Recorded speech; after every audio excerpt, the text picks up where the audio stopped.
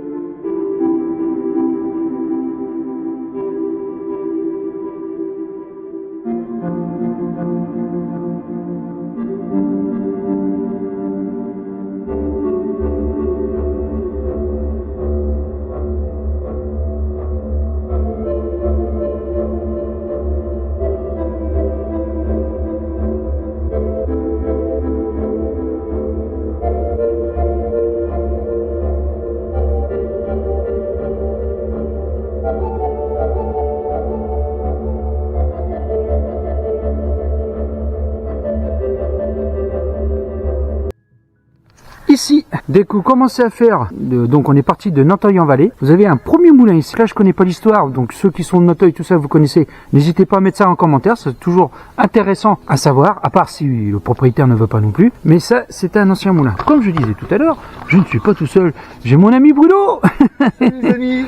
Voilà, donc Bruno qui est avec moi aujourd'hui, comme on fait plusieurs vidéos, donc on va poster une vidéo en même temps. Donc ça, vous verrez bientôt, bon de toute façon je vous dirai ça sur la page YouTube et sur Facebook, on sortira une vidéo en même temps. La vidéo que vous verrez, c'est là, sur sa chaîne Runner Vagabond sur YouTube, il y aura la vidéo qu'on a déjà tournée il y a quelques mois en avant, ça sera en même temps, mais de toute façon ça se rejoint, les deux vidéos se rejoignent. Ben Bruno, alors ce bon Saint-Jacques-de-Compostelle, alors explique-moi un peu combien de kilomètres et pourquoi on a eu Compostelle là, puis moi je vais raconter en fait le fait historique. Écoute, on va t'expliquer ça. Donc Saint-Jacques-de-Compostelle, ici on est sur la Via Angolissima. C'est une voie secondaire de Tours, parce que la voie Touraine 6, et cette voie traverse la Charente, tandis que la voie plus officielle traverse la Charente-Maritime et rejoint la Gironde.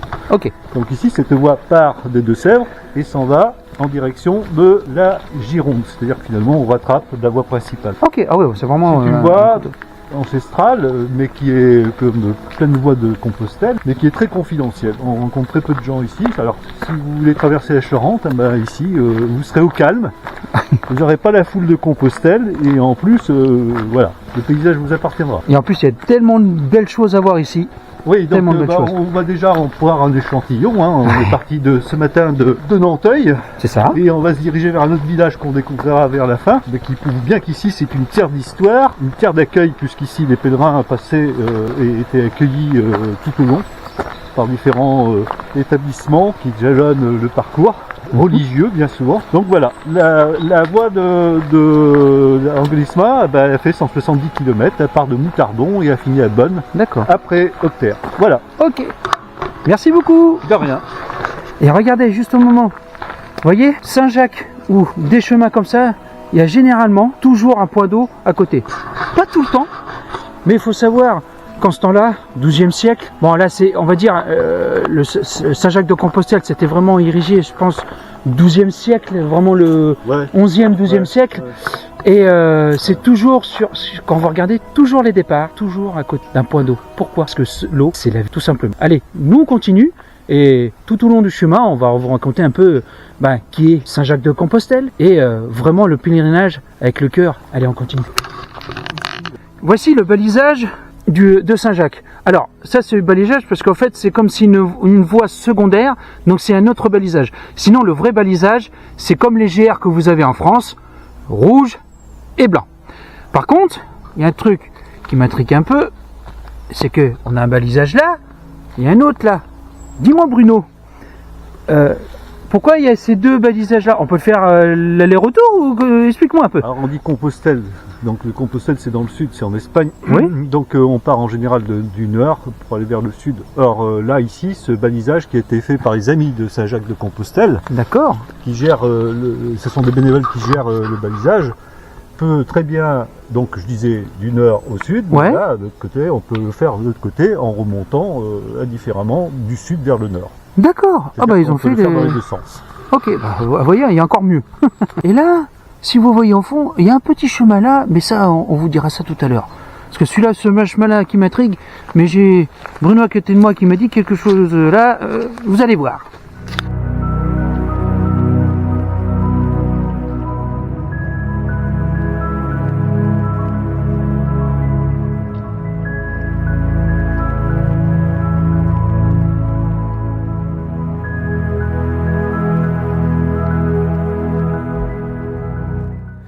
Là, on est sur un pont. Et là, bah, je pense que beaucoup de monde ont... Bonjour Bruno, ont deviné.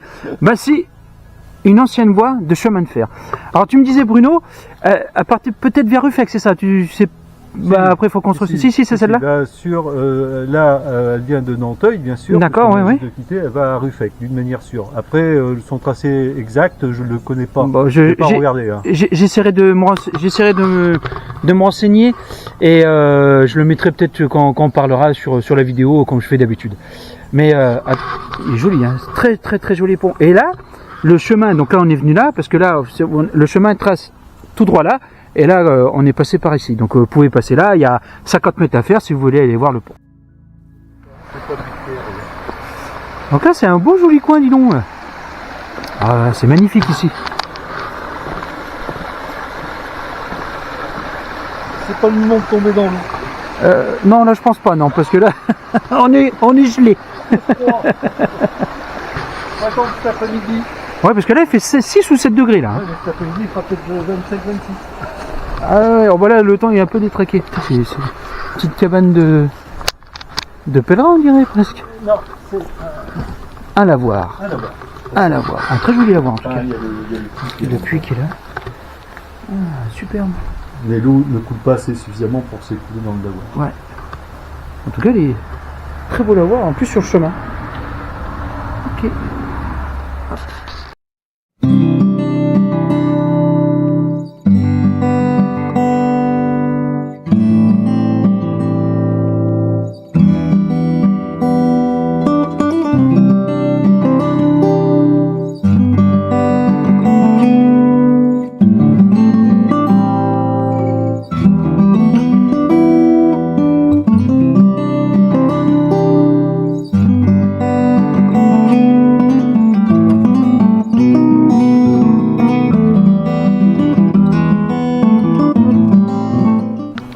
Alors ces petits murets de pierre sèche là, on en trouve souvent sur les Saint-Jacques de Compostelle, on en trouve souvent, mais pas que, on en a un petit peu des fois partout en France. Alors, c'est pas un chemin romain, quoique, certaines voies de Compostelle ont été tracées sur des anciennes voies romaines.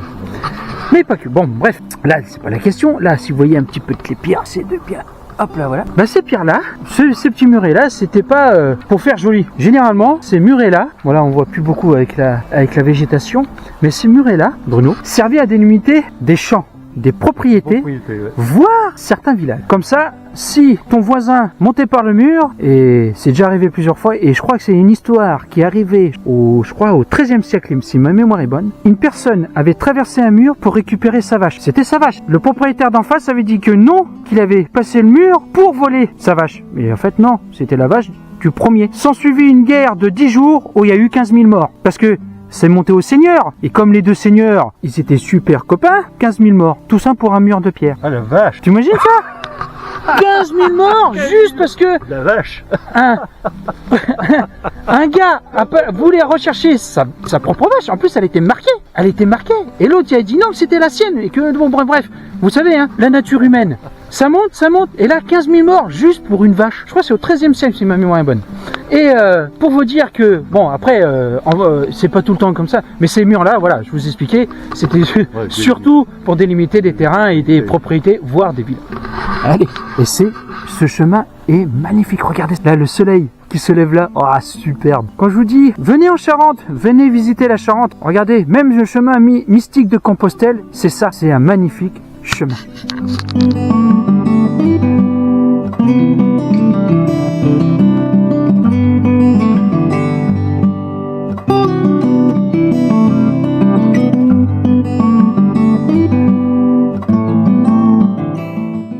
Eh ben, on est toujours sur ce mystique chemin de Saint-Jacques. J'ai toujours mes petites notes. Et ben, je vais vous raconter un petit peu l'histoire. Qui est Saint-Jacques de Compostelle? Saint-Jacques, on l'appelait Saint-Jacques de Compostelle, mais c'était pas son vrai nom. Son vrai nom, c'est Jacques de Zébédée. Il est né à peu près juste avant que Jésus naisse. Et donc, il est né en Galilée. Jacques de Zébédée, ou Jacques le Majeur, ou Saint-Jacques, est un juif de Galilée et l'un des 12 apôtres de Jésus-Christ. Nommé Jacques, fils de Zébédée, dans le Nouveau Testament, il est le frère de l'apôtre Jean.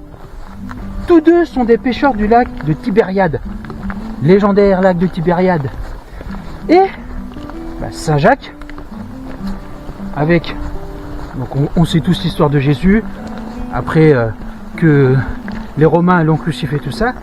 Donc lui, son message a dit, mes apôtres, partez à la découverte du monde et dites aux personnes que il y a un Dieu, et moi Jésus, je suis descendu sur terre, il est né sur terre, mais descendu sur terre pour dire qu'il y a un Dieu et on arrête de se massacrer. Ok, les apôtres, vous connaissez tous, sont partis à droite à gauche.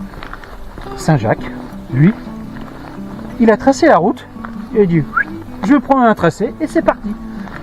Et il a traversé toute la Galilée, tout ça, jusqu'en Espagne.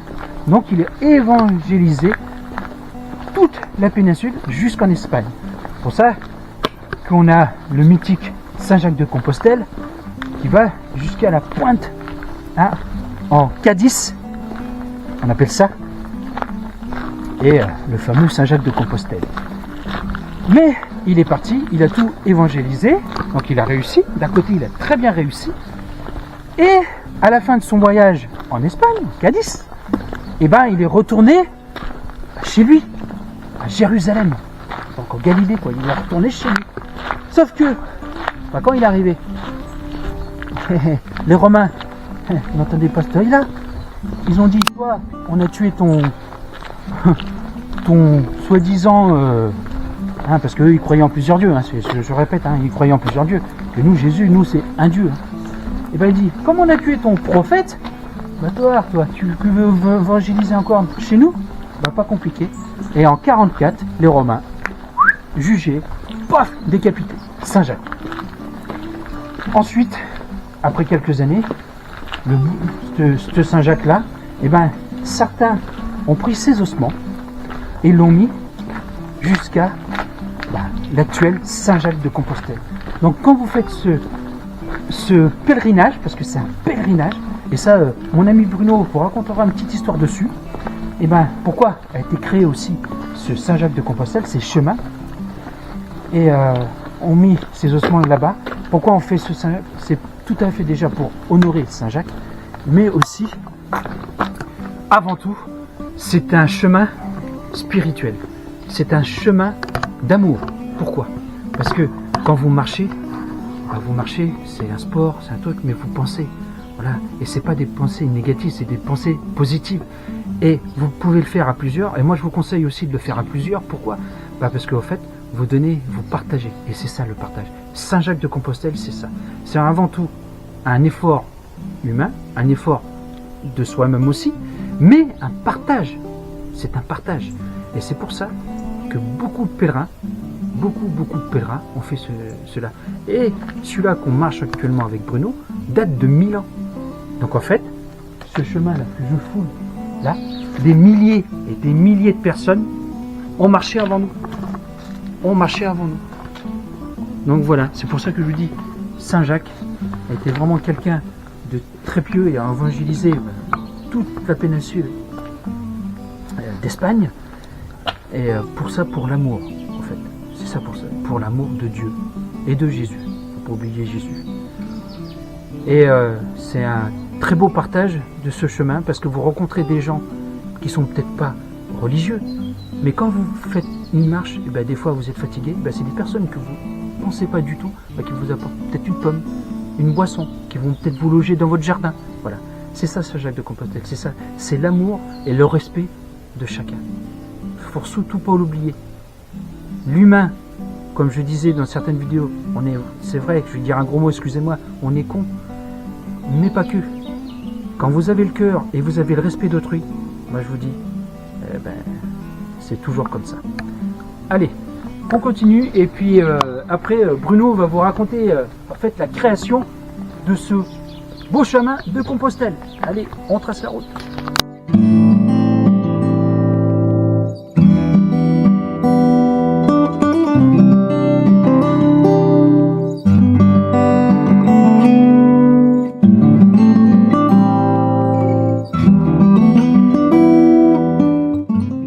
Là, je vous ai raconté un peu qui était l'apôtre Saint Jacques et jusqu'à sa mort et maintenant ses ossements. Alors, je voulais juste rajouter quelque chose.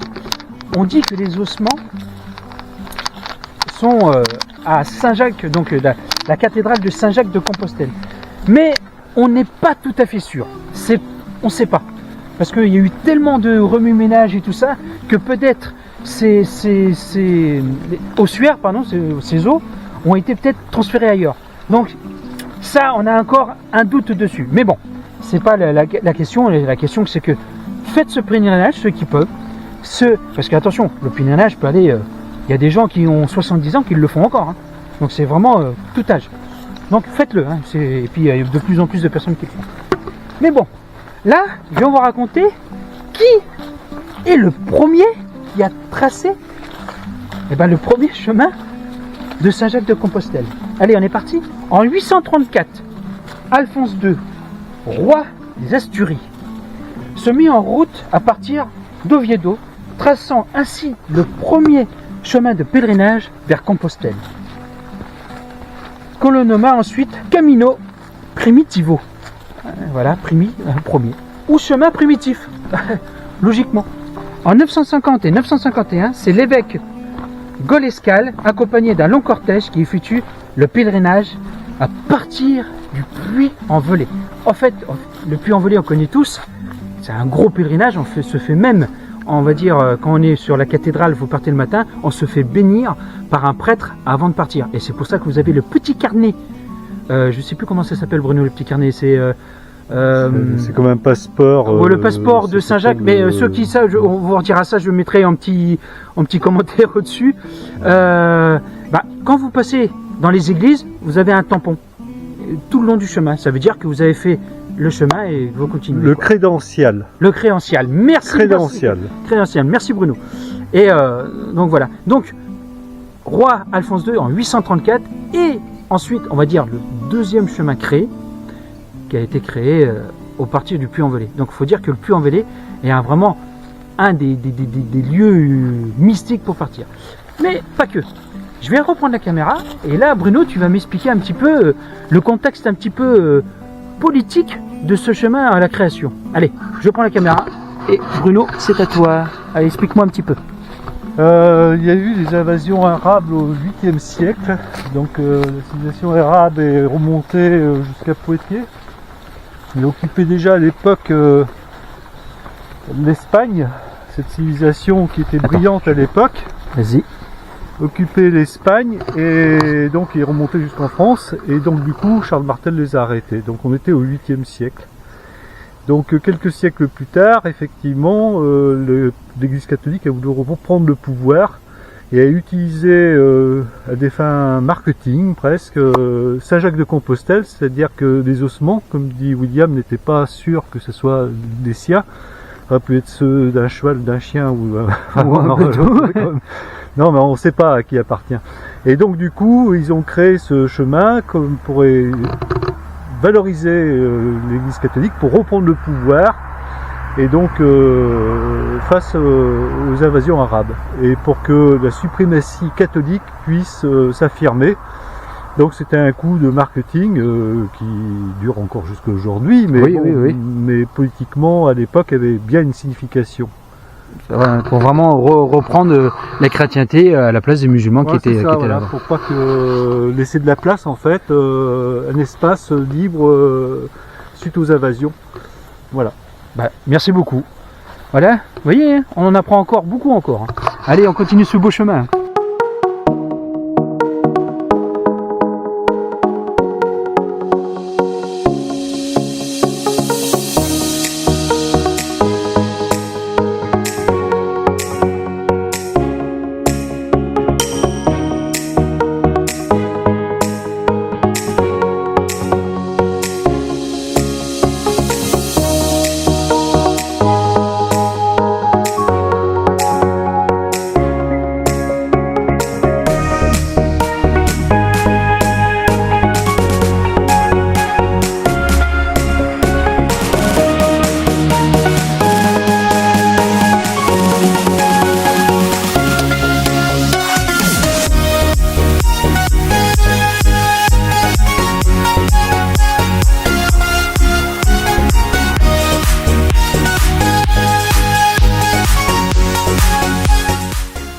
Ah superbe, je sais pas quoi.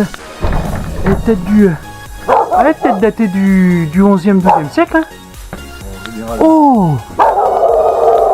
Tu sais, alors là, petit truc historique. Tu sais ces petits trucs là, primitifs. Tu sais que les Templiers ont fait pratiquement la même chose sur plusieurs chapelles. C'est formellement là. Ouais, en fait, tu sais sur tous la même façade en fait. Ouais, voilà. Ouais. Et ben les Templiers faisaient exactement la même chose. D'accord. Et ça servait à c'était décoratif, c'était parce que c'était pour se démarquer un petit peu des autres. D'accord. Voilà. Et là, ça c'est comme tu dis, ça c'est primitif ça. Donc ça c'est peut-être daté du 11e siècle, voire peut-être plus. Ce qui est intéressant, c'est derrière aussi. Je t'avais montré effectivement ouais. la lose. C'est rare en Charente, hein, on en trouve en Dordogne de la lose. Mais là c'est vrai que c'est la première fois que j'en vois une comme ça aussi. En pierre calcaire.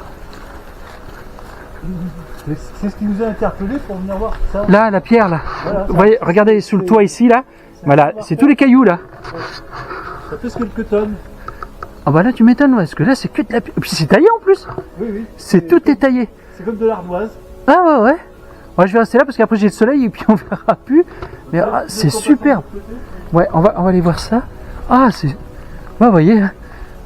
Quand je vous dis il faut marcher, bah voilà, on fait des petites découvertes comme ça, les contreforts et tout. Ah, et cette église-là, elle est pas mal, dis donc. Voilà, bonne découverte.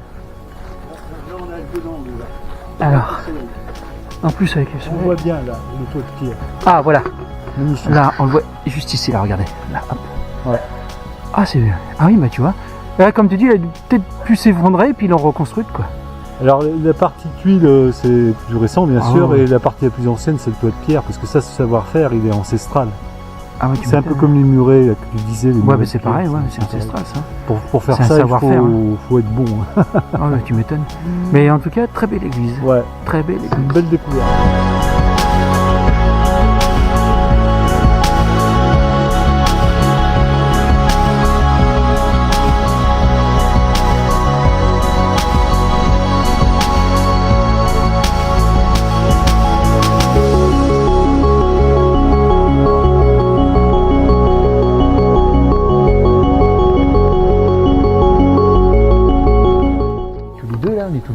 Bien, c'est calme et tout. Et comme on dit, Saint-Jacques-de-Compostelle est mystique, mais pas que. Alors, je pense que tu vas me confirmer, ou si tu as une chose à dire, il faut surtout le dire. Là, on est tous les deux. Je t'apprécie beaucoup parce qu'on fait pas mal de vidéos, mais sur ce chemin-là, il y a un truc en plus qui se passe, c'est que on parle de religion. Parce que, comme on parle depuis tout à l'heure, on parle de religion, mais on ne parle pas que de religion, on parle de la nature humaine. On est tous les deux, en point de vue âge, tu es un peu plus âgé que moi, mais on a un point en commun, c'est qu'on respecte, déjà, je le respecte énormément, c'est qu'on respecte les autres. Et ça, on appelle ça aussi un respect, on appelle ça de l'amour. Attention, on n'est pas... Attention, hein, je dis... Attention, parce que des gens... Non, oui, fous-moi le camp. Non, on va dire un amour, amitié. De toute façon, comme on dit, que vous avez au catholicisme, ou que ce soit juif ou musulman, de toutes les religions, ou même sans qui sont ni religieux, qui sont peut-être athées, l'amour va au-dessus de tout. Et là, en faisant ce chemin, parce que on est en caméra là, mais on discute hors caméra, on discute beaucoup. Ouais. Et moi, je ressens un petit truc, c'est que c'est beau. Et on a un truc qui est bien, c'est que ce paysage-là, les gens ils vont dire, bah, c'est des arbres, tout ça, mais il n'y a pas que ça. C'est beau. La mère nature a créé un paysage comme ça, c'est magnifique. Mère nature, et pour les croyants, Dieu. Pour ça, le message que je veux faire passer maintenant, c'est respecter déjà l'être humain. Ce qu'on fait là, on se respecte mutuellement. Respecter les animaux et surtout respecter la nature. On est sur Terre pour un bref moment. Ce que tu disais tout à l'heure, on est juste une petite goutte d'eau dans une immensité jusqu'en dehors de la planète Terre, mais on est tout petit. Et ça, faut pas qu'on l'oublie. Qu'on soit président, roi, empereur, tout ce qu'on veut, on restera toujours petit. Et ça, ça sera jusqu'à la fin des temps. Donc le message que je veux dire, se respecter, respecter la nature et respecter les animaux. Parce que ça, dans 1000 ou 2000 ans, est-ce qu'on sera toujours là? Je ne sais pas. Donc si on va avoir toujours ces paysages-là, avoir une communauté, être soudé, avoir de l'amour pour chacun, ce message-là est ça, c'est se respecter et rester unis. Arrêter de se foutre sur la tronche. Des fois je dis des gros mots ou des trucs, mais ça sort du cœur. Arrêter de se jalouser, arrêter d'être haineux. Mais bon, c'est la nature humaine. Mais si une petite partie qui regarde ces vidéos réfléchissent un peu et disent, ces deux personnes-là, la petite goutte d'eau comme on dit, ils ont peut-être pas tort. N'ai-je pas raison? N'est-ce pas, n'est-ce pas, n'est-ce pas? Il y a beaucoup de gens qui font Saint-Jacques-de-Compostelle pour plein de raisons. Il y a la religion. Il n'y a pas que. Mais il n'y a pas que. Non. Il y a beaucoup de gens aussi qui font Saint-Jacques pour des raisons personnelles, parce qu'ils ont eu des problèmes dans leur vie, des burn-out. Il y a une youtubeuse qu'on connaît bien qui s'appelle Radio Camino. Je sais pas, oui, je la connais bien. Elle a perdu un enfant et effectivement ça a créé des déclics dans sa vie pour surmonter certaines difficultés. D'autres c'est un défi sportif en disant je vais me lancer sur un défi. Et pour d'autres aussi, c'est un retour sur leur vie, une méditation. Finalement, ce chemin est aussi une méditation, qu'elle soit religieuse, qu'elle soit philosophique. Bien sûr. Voilà. Donc, on repasse un peu, quand on marche sur ce chemin, un peu plein de choses qui passent. Alors, depuis que ce matin, on marche et on parle de plein de choses. Ah oui, c'est puis là on a rien n'a pas arrêté. Ce chemin est propice à cet échange-là. Voilà. C'est ça. Ce que disait William, dans le respect, dans l'échange et la communication mutuelle. Voilà. Voilà. Donc, moi, je vous incite à marcher, que ce soit sur Compostelle ou tout ça. On va reprendre notre chemin en même temps. Mais voilà. Donc, pour ceux qui regardent nos vidéos, ceux qui sont intéressés, allez marcher. De toute façon, que ce soit sur Compostelle ou d'autres chemins, ou même un chemin autour de chez vous, faites-le des fois tout seul, parce que je dis pas aussi tout seul, c'est bien, ça vous permet de réfléchir et tout ça. Mais quand vous faites ça avec une personne que vous appréciez et que vous respectez, là, vous avez une autre dimension et une autre, voilà, c'est on va dire spirituel, et c'est vraiment très très haut et très grand. Allez. Et ça fait du bien. Et franchement, oui, ça fait du bien. Et c'est gratuit. En plus, c'est gratuit. On a du bol, c'est gratuit. Allez, on continue.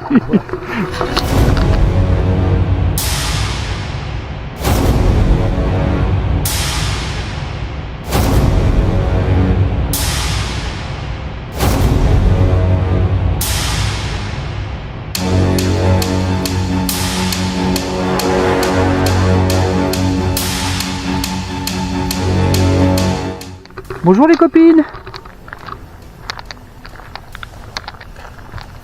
N'ayez pas peur.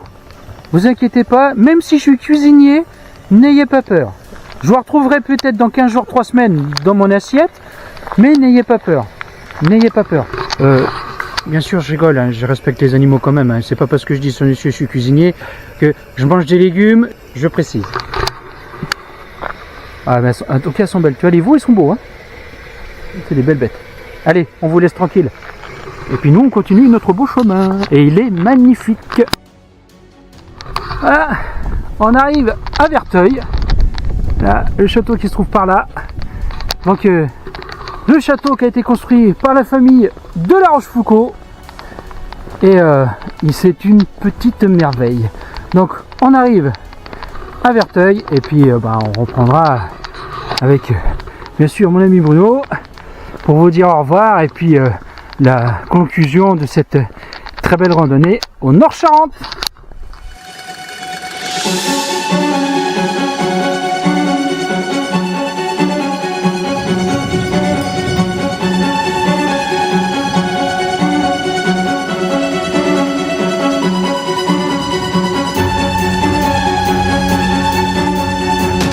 Bon bah voilà, nous sommes arrivés donc ici, le château anciennement de La Rochefoucauld, maintenant qui a été racheté, je crois, par un Australien, mais je suis pas sûr. Donc superbe château du 11e, 12e siècle, je sais plus. Non, celui-là, il y a une base, mais là celui-là est du 19e. 19e, mais bon, la base elle est... une base bien plus ancienne. Bien plus ancienne, ok. Ouais. Ok, alors hop, on va laisser passer les voitures. Donc, tiens, Bruno, viens. Bon bah voilà, on conclut derrière ce beau château qui est derrière nous et à Verteuil. Donc on a fait à peu près 10 km. Donc ce beau chemin de Compostelle, j'espère que ça vous a plu. J'espère qu'on a bien raconté l'histoire de Saint-Jacques et les explications de Bruno aussi sur les origines et on va dire la politique. Et tout à l'heure il n'y avait aucune voiture, on fait la conclusion, on en a 150, il y a tout Verteuil qui sort. Bon, moi je vous dis à très bientôt pour une nouvelle aventure avec les randonneurs du passé et Runner Vagabond. Visitez sa chaîne, il y a des super vidéos. Runner Vagabond, n'oubliez pas. Ouais, aussi sa chaîne aussi. Hein. Bon, voilà. Alors, la vidéo est sur sa chaîne, donc voilà, à trouver. Merci William. Merci à toi aussi. Et je vous dis à très bientôt pour une nouvelle aventure. Prenez soin de vous et de votre famille. Respectez la nature et les beaux sites historiques qu'il y a derrière nous. Et je vous dis à très bientôt. Ciao. Ciao.